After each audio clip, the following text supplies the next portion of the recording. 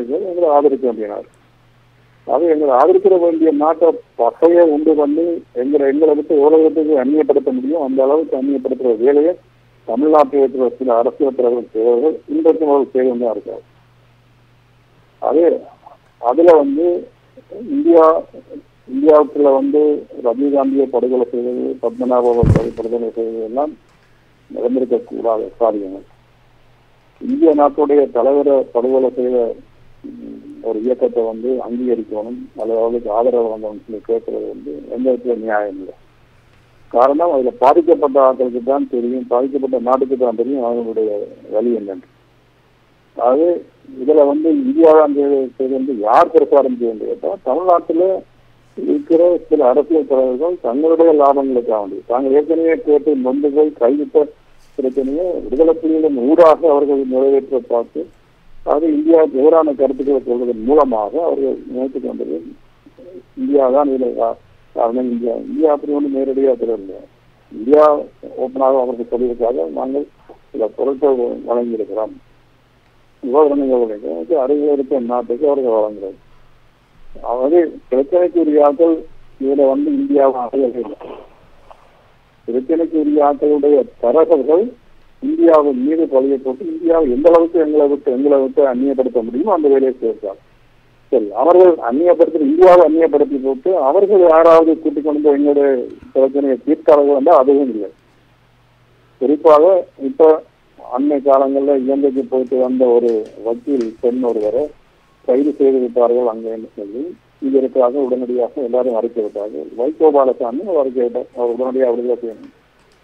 அது விட்டானே பார்த்தீங்கன்னா இந்திய அரசாங்கம் அங்கே ஒரு இந்தியா கைது செய்யப்பட்ட இலங்கையில் அது அவங்க அங்கே இருக்க எம்பசி தலைவர்கிட்ட விடுபடும்.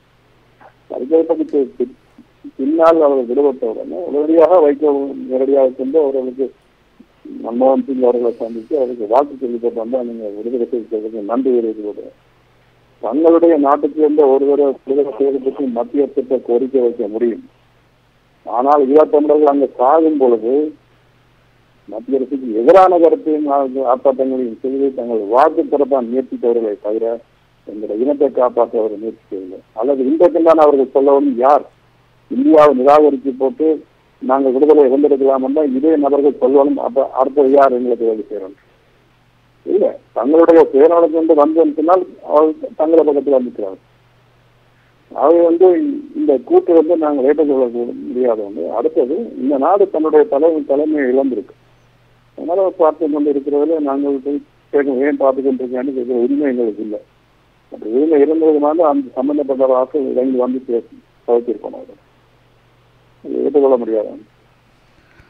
ஆம், நிகழ்ச்சியின் இறுதியாக நீங்கள் புலம்பெயர்ந்த நாட்டிலே உள்ள மக்களுக்கு நீங்கள் என்னத்தை கூற விரும்புகிறீர்கள்? புலம்பெயர்ந்த மக்களுக்காக நாங்கள் வேண்டுகோள் கொடுத்து அவர்கள் கேட்பாளர்கள் தான் நிச்சயமாக நாங்கள் ஒரு கோரிக்கை வைக்க வேண்டும் என்ன சொல்லி கேட்டோம்.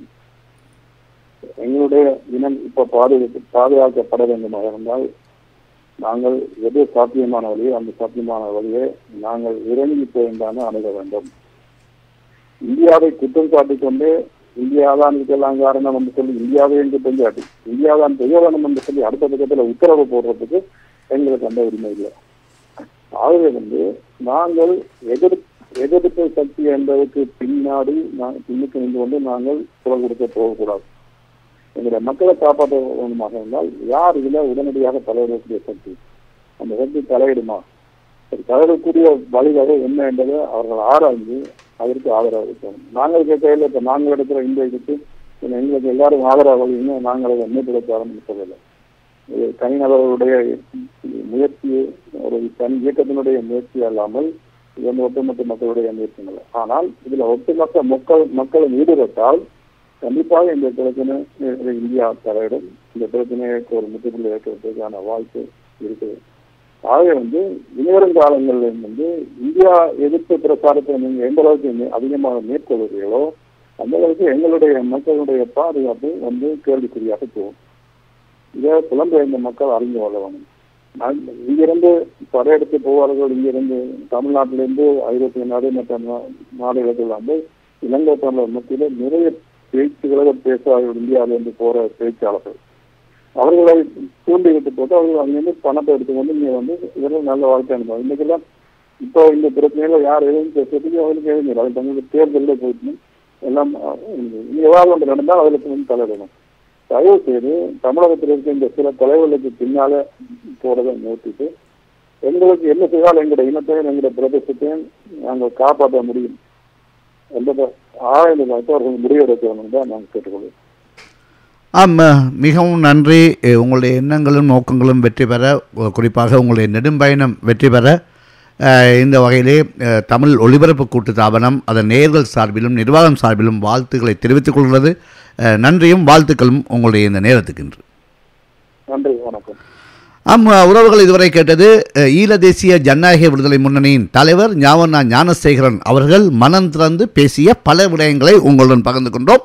ஈழ தேசிய ஜனநாயக விடுதலை முன்னணி உறுப்பினர்கள் சென்னையிலிருந்து டெல்லியை நோக்கி 2500 கிலோமீட்டர் நெடும் பயணத்தை மேற்கொண்டிருக்கிறார்கள். எதிர்வரும் 23ஆம் தேதி அல்லது 24ஆம் தேதி சென்னையை சென்று அடைய இருப்பதாக அவர் கூறியிருக்கின்றார். அது மட்டுமல்லாமல் இறுதி சில நாட்களில் சில பெண்களும் அந்த அமைப்பின் ஆதரவாளராக அல்லது அமைப்பின் செயற்பாட்டாளராக இருக்கின்ற பல பெண்களும் கலந்து கொண்டு இந்த ஊர்வலத்துக்கு வலு சேர்க்க இருக்கின்றார்கள். உறவுகளை நீங்களும் உங்கள் வாழ்த்துக்களை அவர்களை தெரிவித்து அவர்களை உற்சாகப்படுத்தும்படி கேட்டுக்கொண்டு இந்த நிகழ்ச்சியிலிருந்து விடைபெறுகின்றோம்.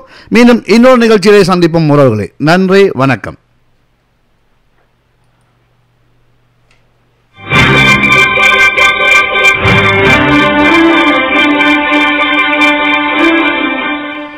உறவுகள் இதுவரை கேட்டது செவி. செவியில் கலந்து கொண்டவர் ஈழ தேசிய ஜனநாயக விடுதலை முன்னணியின் தலைவர் ஞாவண்ணா ஞானசேகரன். செவி கண்டவர் வீரையா ராம்ராஜ்.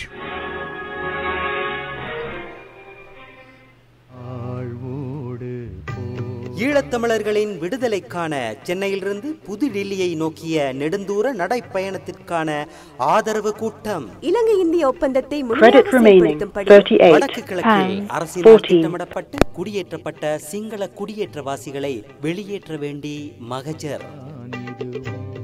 இந்திய ஜனாதிபதி, பிரதமர், எதிர்க்கட்சி தலைவர் மற்றும் அரசியல் கட்சி தலைவர்கள் ஆகியோரிடம் நேரடியாக கையளிக்கப்பட உள்ளது. இந்த நடைப்பயணத்தில் ஈழத்தேசிய ஜனநாயக விடுதலை முன்னணியின் போராளிகள் 100க்கும் மேற்பட்டோர் சென்னையிலிருந்து 7 மாநிலங்கள் ஊடாக 2500 கிலோமீட்டர் தூரத்தை நடந்து மார்ச் மாதம் 24ஆம் தேதி புதுடில்லியில் நிறைவு செய்கின்றனர்.